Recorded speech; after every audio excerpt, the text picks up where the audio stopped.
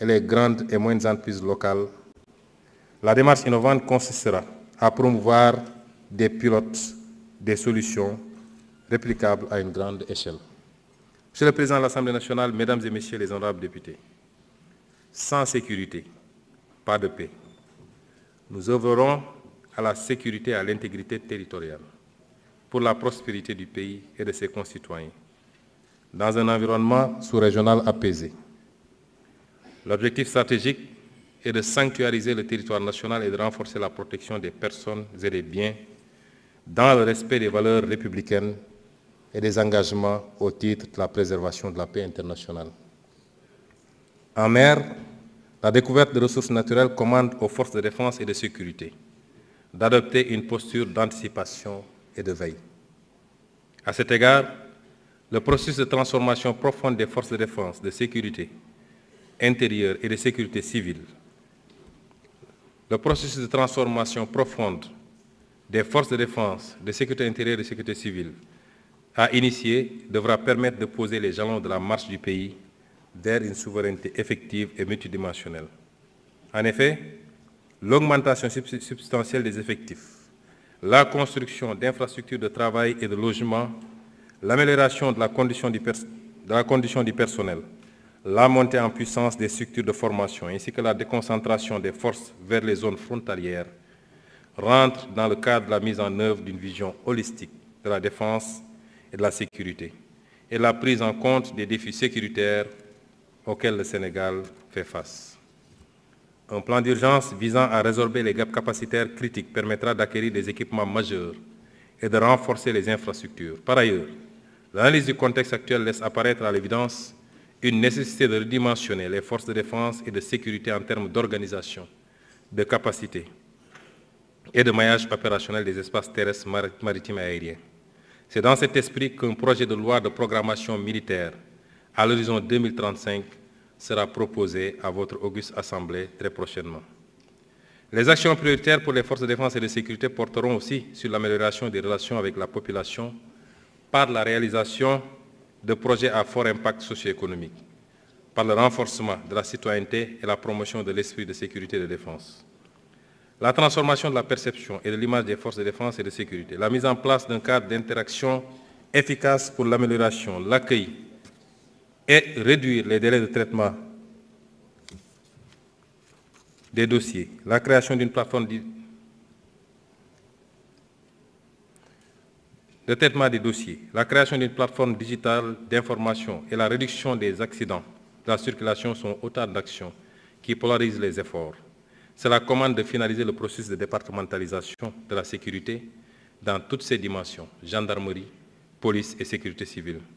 De prendre les dispositions idoines pour assurer une présence permettant de réduire les délais d'intervention, de décentraliser l'intervention spécialisée, de renforcer les capacités techniques des unités d'investigation en police judiciaire et d'activer des unités spécialisées en milieu maritime, aérien et ferroviaire. Monsieur le Président de l'Assemblée nationale, Mesdames et Messieurs les honorables députés, notre engagement panafricain sera renforcé. Le Sénégal est déterminé à jouer un rôle accru en Afrique et sur la scène internationale. Fidèle à notre tradition de havre de paix, nous œuvrerons à renforcer notre intégration régionale au sein de l'Afrique de l'Ouest et à promouvoir une coopération plus étroite avec nos partenaires africains. Conformément aux instructions du chef de l'État, le Sénégal ratifiera le protocole de Malabo de 2014 qui vise à ériger le Parlement panafricain en une institution législative et à part entière. Dans la même foulée, nous passerons en revue tous les traités et protocoles régionaux afin de nous mettre à jour pour ce qui concerne la ratification, leur incorporation dans notre droit interne et leur mise en œuvre. Nous nous évertuerons à être un pays modèle dans le domaine de l'intégration régionale en Afrique et soutiendrons activement les chantiers de la CEDEAO. Le Sénégal renforcera, comme jamais auparavant, ses relations avec les pays africains frères. Nous œuvrons sans relâche à favoriser les relations entre les secteurs privés et milieux d'affaires africains et ouest-africains afin de développer le commerce intra-africain et interrégional en exploitant les facilités offertes par la ZLECAf et la CEDEAO notamment. Nous ne ménagerons aucun effort pour une meilleure interconnectivité des infrastructures routières, ferroviaires, maritimes et aériennes notamment dans le cadre des programmes communautaires de développement et du plan de développement des infrastructures en Afrique. Parallèlement, notre pays apportera toute sa contribution à la réussite du grand projet de gazoduc africain atlantique qui impacte la quasi-totalité des pays africains de l'Ouest. Une attention particulière sera portée au partenariat avec les pays voisins pour l'exploitation des ressources et la mutualisation des expériences. À cet effet, nous mettrons sur pied, dès 2025, une agence en charge de la mobilisation des experts et des volontaires sénégalais au service du développement en Afrique, tout en facilitant l'accueil d'étudiants et de stagiaires africains et internationaux au Sénégal, et le placement en position de stage des cadres sénégalais dans les pays amis et frères. Il en sera de même sur le plan monétaire, où nous poursuivrons les discussions pour que la monnaie soit plus en adéquation avec les besoins de l'économie régionale.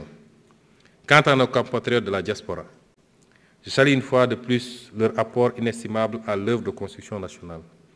Le gouvernement lancera un vaste programme de recensement des Sénégalais de l'extérieur pour mieux valoriser leur potentiel grâce à des programmes adaptés.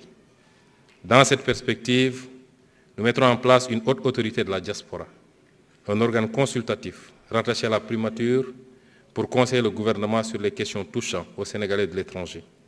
Les associations de la diaspora les plus représentatives y seront représentées et la durée de validité du passeport sera étendue à 10 ans.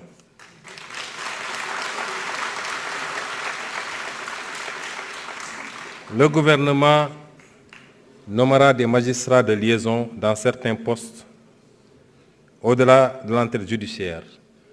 Le magistrat de liaison prodiguera des conseils juridiques aux compatriotes tout en les aidant dans les procédures judiciaires. En outre, nous entendons créer les conditions de mise en place d'une banque de la diaspora.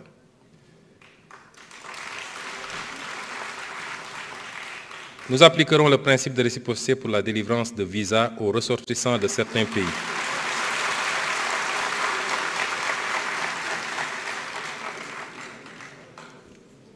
Nous appliquerons le principe de réciprocité pour la délivrance de visas aux ressortissants de certains pays qui l'exigent à nos ressortissants.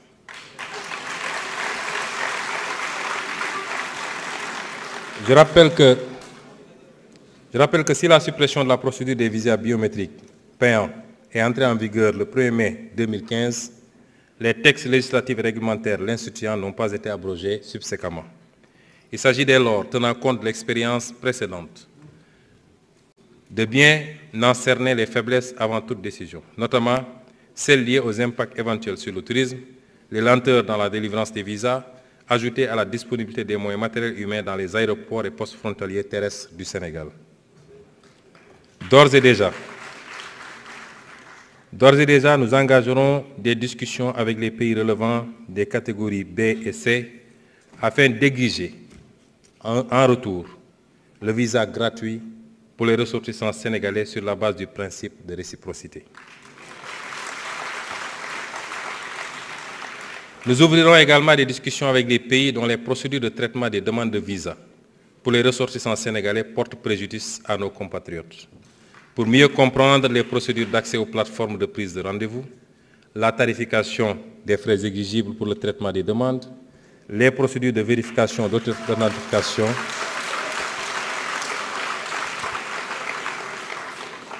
la tarification des frais exigibles pour le traitement des demandes, les procédures de vérification d'authenticité et de transmission des documents d'état civil.